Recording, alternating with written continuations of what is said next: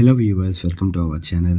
Megastar Chiranjeevi గారి హీరోగా, నయనతార హీరోయిన్గా, అనిల్ రావిపూడి గారి దర్శకత్వంలోని ఫ్యామిలీ ఎంటర్టైనర్గా తెరకెక్కిన సినిమా మనశంకర వరప్రసాద్ గారు.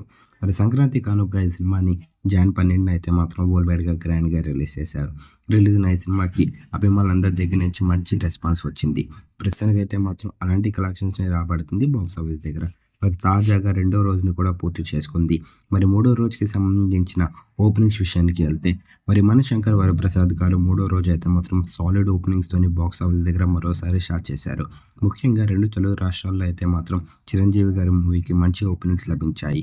మరి దీంతోనే ఈ సినిమా ఎండ్ అయినప్పటికీ మరోసారి 20-25 కోట్ల మధ్యలోనే వసూలు చేసే అవకాశాలు అయితే మాత్రం క్లియర్గా కనిపిస్తున్నాయి.